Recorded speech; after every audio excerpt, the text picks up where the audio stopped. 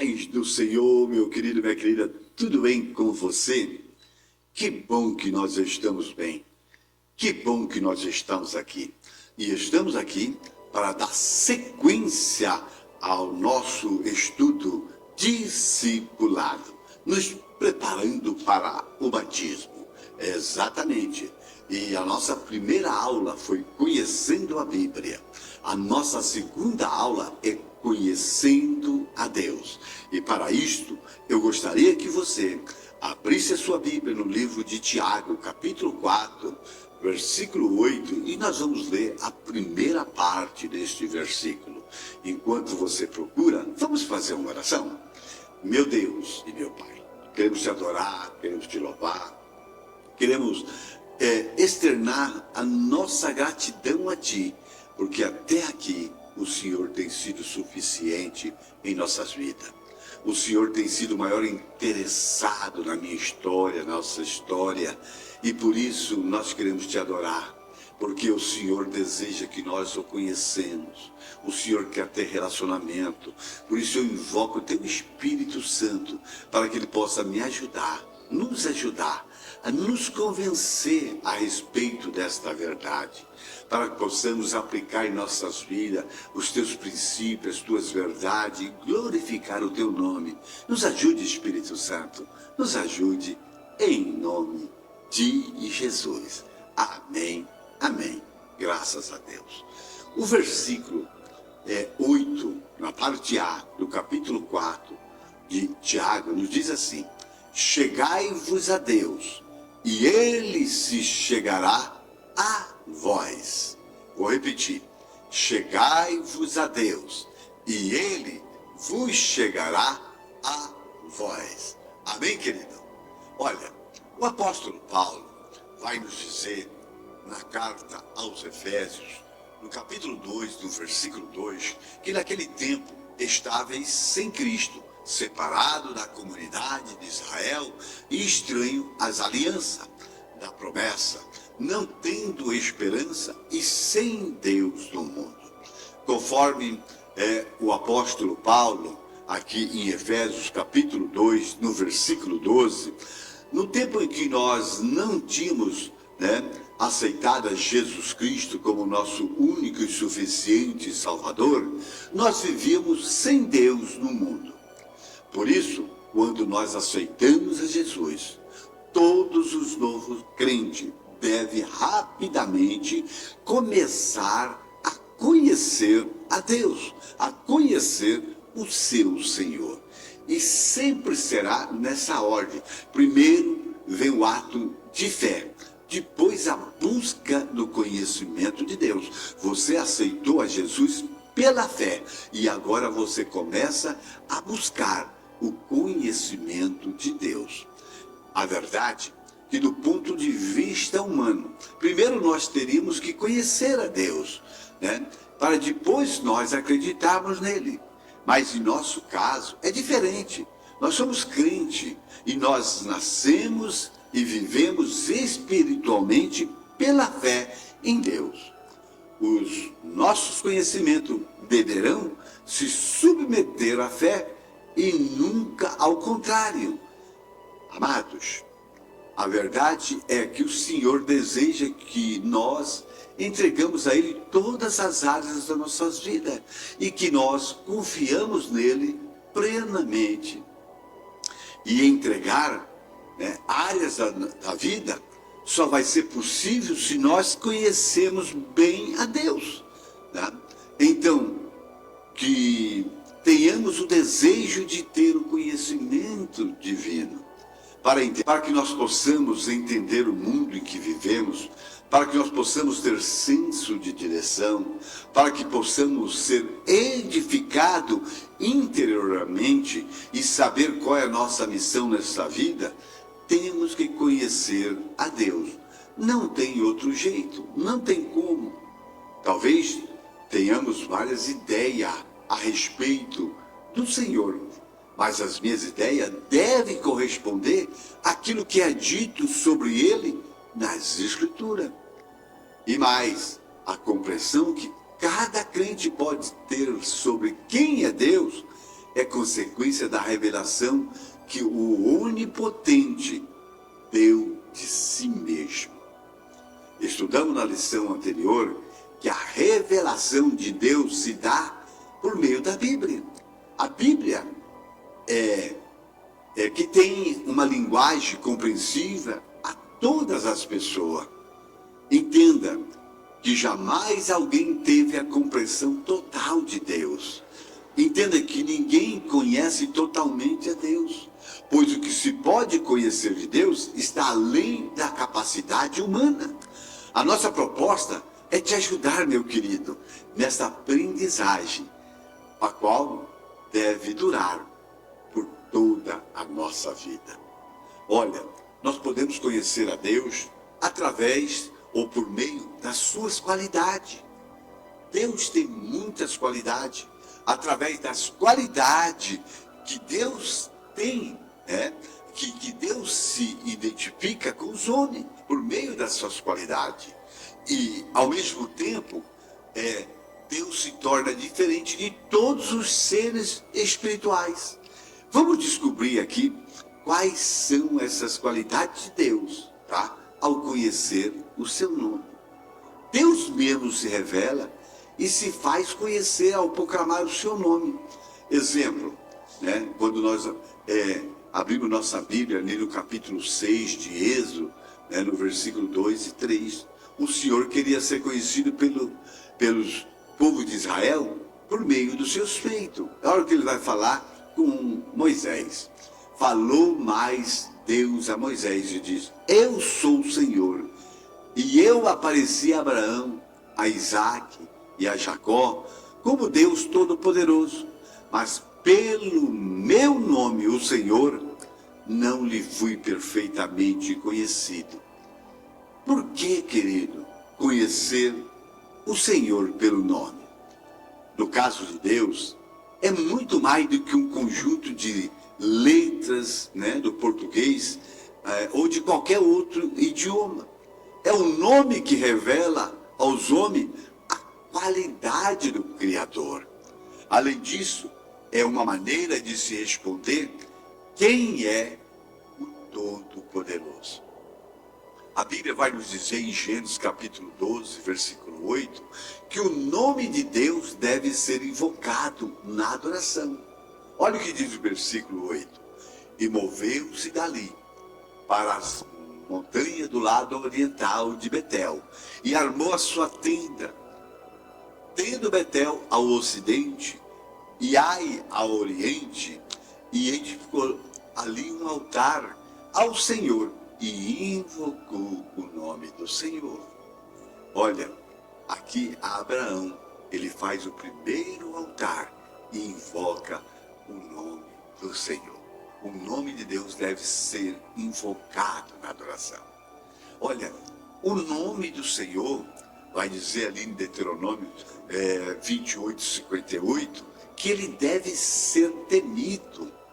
Se não tiveres cuidado de guardar todas as palavras desta lei, que estão escritas nesse livro, para temeres este nome glorioso e temível, o Senhor teu Deus. Amém? Temer quer dizer respeitar, reverenciar. Então nós temos que temer o nome do Senhor. Olha o que vai dizer ali em 2 Samuel capítulo 22, 50, vai dizer que o nome de Deus deve ser louvado. Olha, por isso, Senhor, te louvarei entre os gentios e entoarei louvores ao teu nome. O salmista vai dizer no capítulo 86, versículo 9, que o nome do Senhor deve ser glorificado. Adorai o Senhor na beleza da sua santidade. Tremei diante dele toda a terra. Glorificarmos o nome do Senhor. Aleluia. Olha o que vai dizer também ali no livro de Êxodo, capítulo 20, versículo 7, que o nome de Deus não pode ser tomado em vão. Não tomarás o nome do Senhor, teu Deus, em vão, porque o Senhor não terá por inocente o que tomar o seu nome em vão. Querido, é muito sério. Nós precisamos conhecer esse Deus pelas suas qualidades. Olha o que diz em livro de Levítico, capítulo 18, versículo 21. O nome de Deus não pode ser profanado, não pode ser blasfemado. Olha o que diz o versículo 21. E da tua descendência não dará nenhum para fazer passar pelo fogo perante Moloque, e não profanarás o nome de teu Deus, eu, o Senhor. Veja também o que diz o versículo 16 do capítulo 24 do livro de Levítico. Aquele que blasfemar o nome do Senhor certamente morrerá. Toda a congregação certamente o apedrejará. Assim o estrangeiro, como o natural, blasfemando o nome do Senhor, será morto. Querido, o nome do Senhor não pode ser profanado e nem blasfemado. Olha o que vai dizer o evangelista Mateus, no capítulo 6, no versículo 9, que o nome do Senhor deve ser santificado e bendito. Olha o que diz lá: portanto vós orareis assim: Pai nosso que está no céu, santificado seja o teu nome. Aleluia. Amados, na Bíblia Sagrada, os nomes de Deus mais comuns são Deus. E quando aparece esse nome, é quando você encontra, vai falar justamente, do poder criativo total que ele tem, tá? Quando apareceu o nome Senhor ou Jeová, tá? Esse nome é Deus se relacionando com as pessoas para ajudar a salvá-la. Nós temos aí Jeová Jireh, Jeová Nissim, Jeová Sabaote, Jeová Chamá, Jeová Ra. Era conforme a necessidade do povo, ele agregava um nome. Jeová Chamá, quer dizer, Deus é minha paz, não é isso? Jeová Ra, Deus é o meu Senhor, o meu pastor. Amém? Então, assim é que Deus, ele era conhecido. O vocábulo Deus, querido, com outras combinações, como Altíssimo, Suficiente, Eterno, Conosco, revela a qualidade do Senhor e mostra suas maneiras de agir no meio das pessoas. Quando aparece o Senhor, é justamente no sentido de governador e dominador. É aquele que exige o serviço, a lealdade, a fidelidade do seu povo. Ele é o meu Senhor. Quando aparece o nome do Senhor como Pai, ele está revelando que todas as coisas, e o ser humano foi criado por ele, e que tudo está debaixo da sua proteção. Nós também podemos conhecer a Deus por meio dos seus aspectos, ou por meio dos aspectos. Nós também podemos conhecer a Deus por meio dos aspectos do seu caráter. Podemos conhecer a Deus ao estudar o que ele é em si mesmo, o que ele é em relação ao universo, o que ele é em relação aos seres por ele criados. Tudo isso é chamado de atributo divino, ou seja, os aspectos do seu caráter. Existem os aspectos, que só Deus possui, e os homens e os seres por ele criados não têm. Não possui, ninguém mais tem.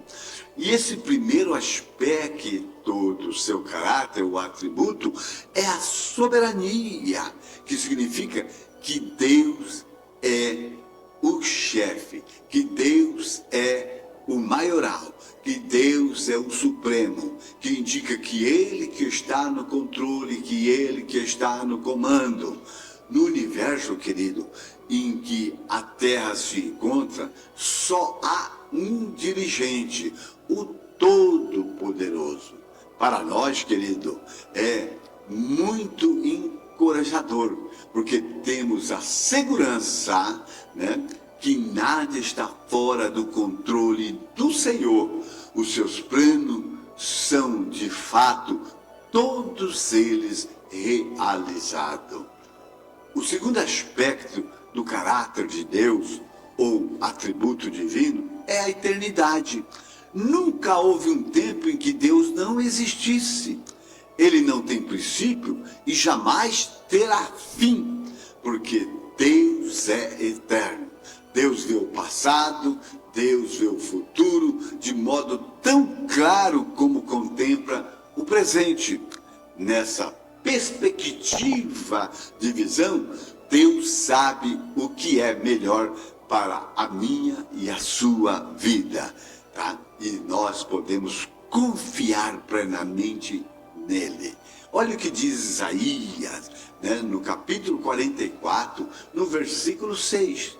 Assim diz o Senhor, Rei de Israel, o seu Redentor, o Senhor dos Exércitos: eu sou o primeiro, eu sou o último, e fora de mim não há Deus. Aleluia.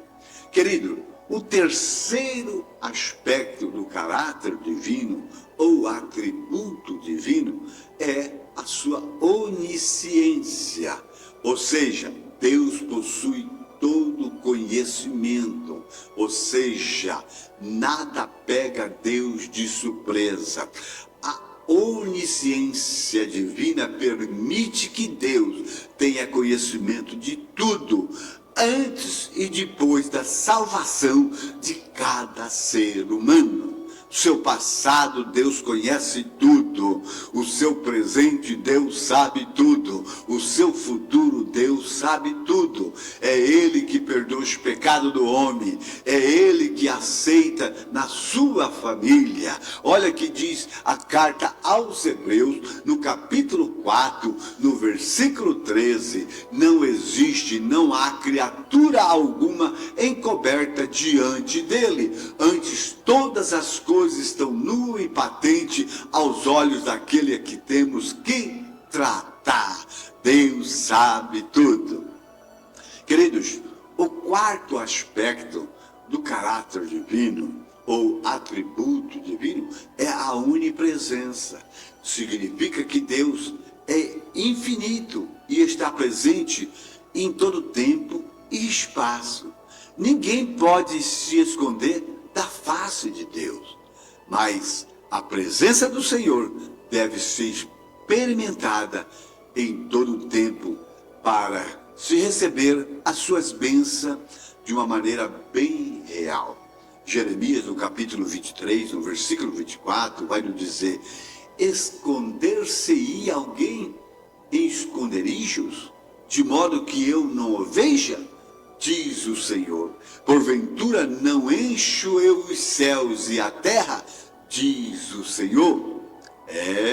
Não tem como se esconder. Davi vai dizer no Salmo 139, né? Para onde fugirei da tua presença? Não tem como. Olha, o quinto aspecto do caráter divino, ou atributo divino, é a onipotência. Deus tem mais do que poder para realizar todas as coisas. Isso quer dizer que Ele é onipotente. Ele tem todo o poder, ou além de todo o poder, tá? Nós temos certeza da nossa salvação, porque o Senhor é todo poderoso.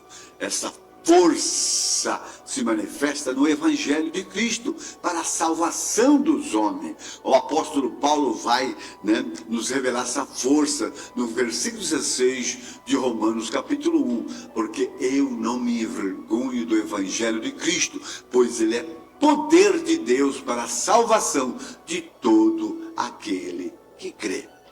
Queridos, Deus revela a sua onipotência, né, por meio do seu poder de criar. No princípio criou Deus o céu e a terra. Amados, o Criador sustenta preserva todas as coisas. O Criador cuida e manifesta a sua providência para as nossas vidas. O Criador faz isso pela sua onipotência. Olha o que diz a carta aos Hebreus, no capítulo 1, no versículo 3, o qual, sendo resplendor da sua glória e a expressa imagem da sua pessoa, e sustentando todas as coisas pela palavra do seu poder, havendo feito por si mesmo a purificação dos nossos pecados, assentou à destra da majestade nas alturas. O apóstolo Paulo vai falar também no livro de Filipenses, capítulo 3, no versículo 20 e 21, a respeito da onipotência de Deus. Mas a nossa cidade está nos céus, de onde também esperamos o Salvador, o Senhor Jesus Cristo, que transformará o nosso corpo abatido para ser conforme o seu corpo glorioso, segundo o seu eficaz poder de sujeitar também a si todas as coisas. Que maravilha! Deus é onipotente. Queridos, o sexto aspecto divino, ou atributo divino, diz que Deus é imutável. Deus jamais muda em sua natureza e caráter. Deus sempre é bom, Deus sempre será justo, Deus sempre será verdadeiro. Você pode crer nas suas promessas, porque Ele cumpre todas as promessas. Em Deus nós podemos confiar. Olha o que diz Números capítulo 23, tá? No versículo 19. Deus não é homem para que minta, nem filho do homem para que se arrependa. Porventura diria ele e não o faria? Ou falaria e não confirmaria?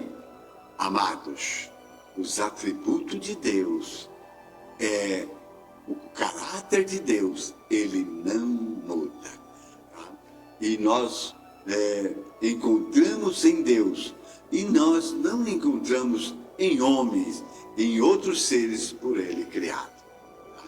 Mas veja bem, existe também aspecto visto no relacionamento de Deus com o homem. Esses aspectos se manifestam no homem e nos outros seres criados de forma limitada. O primeiro aspecto, querido, é a retidão. É impossível Deus fazer algo errado. Por causa da sua retidão, ele exige perfeição em todo o que estão na sua presença. Olha o que diz Mateus capítulo 5, versículo 48. Sede vós, pois perfeito, como é perfeito o vosso Pai que estais no céu. Olha, retidão é um estilo de vida para ser vivido pela graça de Deus, e é impossível o homem ter a perfeição total de Deus. O segundo aspecto divino é a justiça. Deus jamais age com desonestidade.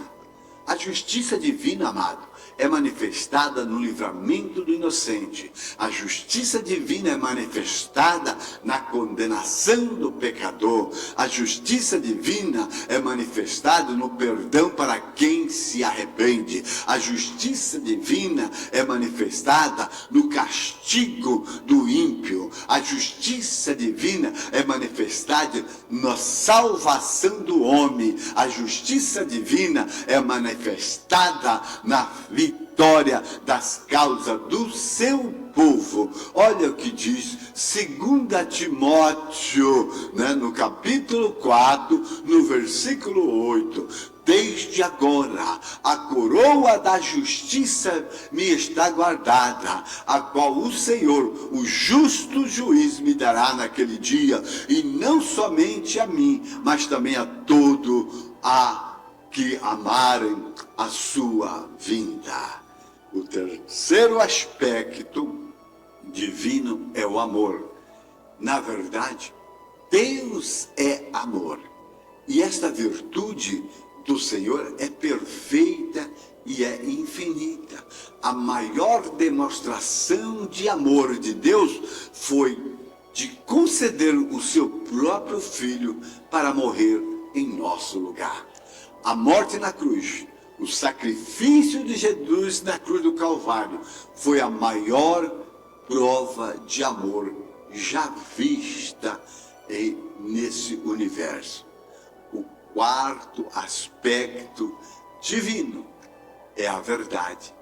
Deus é a verdade absoluta. Existem muitas verdades relativas, mas Deus é a única verdade absoluta. E o homem deseja ardentemente encontrar com esta verdade. Porém, muitas pessoas procuram esta verdade em fontes erradas. Como você já veio a Jesus, a sua busca terminou, pois Cristo é a verdade absoluta. Olha o que está escrito em João capítulo 8, versículo 32. Conhecereis a verdade, e a verdade vos libertará.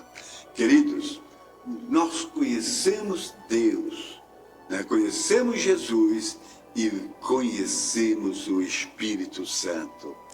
Olha, o Pai, Jesus e o Espírito Santo existem em unidade. São três pessoas reais e distintas, porém consciente uma da outra. E todas essas três pessoas trabalham junto em favor das nossas vidas.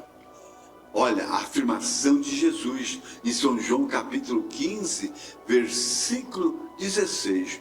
Quando vier o Consolador, que eu da parte do Pai vos hei de enviar, aquele Espírito da verdade que procede do Pai, e ele testificará de mim. Entenda uma coisa, que o Pai elaborou um projeto, de um plano de salvação. Jesus pagou para a execução desse projeto, e o Espírito Santo faz a obra desse projeto.